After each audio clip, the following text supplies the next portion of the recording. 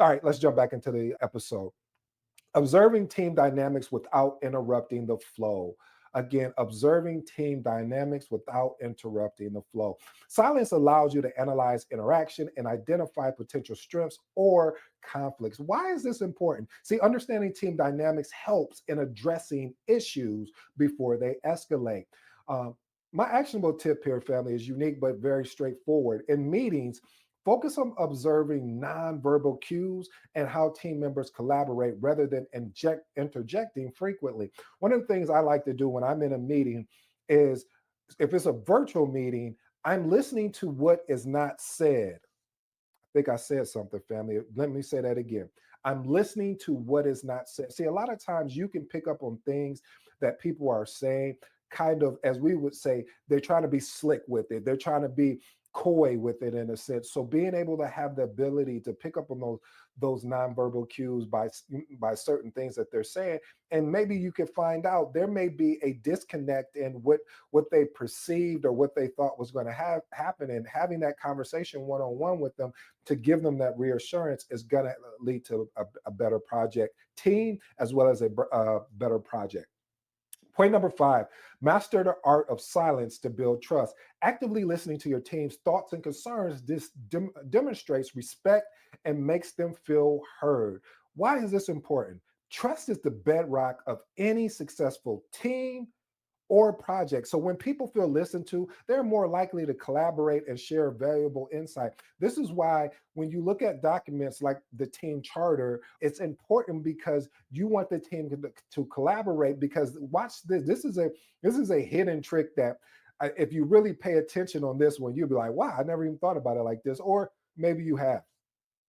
What is so unique about it is if we all come together and I'm giving an ideal, John is giving an ideal, Sally's giving an ideal, and we put all these ideas together and we're willing to give and take, meaning, okay, we'll go with John's ideal on this one, we'll go with Sally's ideal for the next thing, and my idea.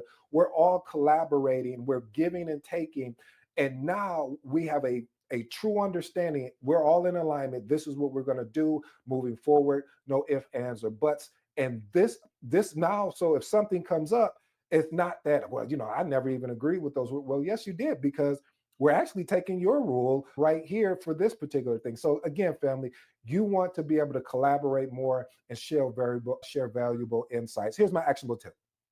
Aim to listen more than you speak during discussion. Use prompts like, tell me more about that. So this allows to encourage open dialogue. You want, as a project manager, you want open dialogue. If you do not have open dialogue and you are doing all the talking, good luck on that project. Point number six, minimizing misunderstanding by letting messages sink in.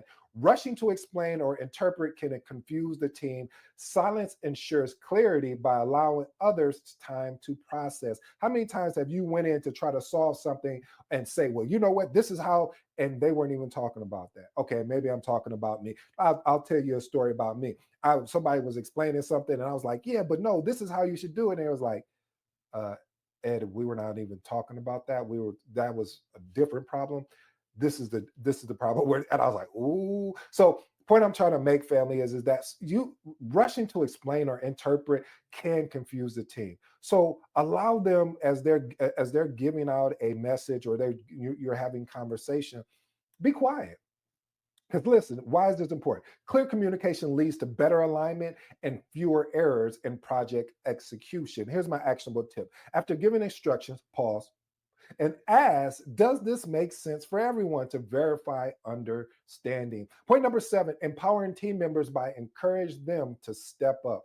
Silence gives others the chance to take ownership of their task and responsibility.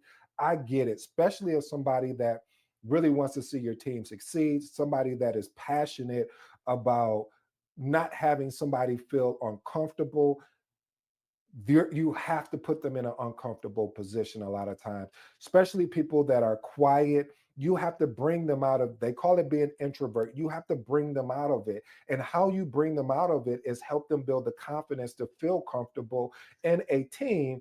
To if there's something that comes up and you empower them to say, hey, so what are your thoughts? And you're just quiet. You go right back on mute. If you're in person, you're just quiet, and allow them to give them a chance.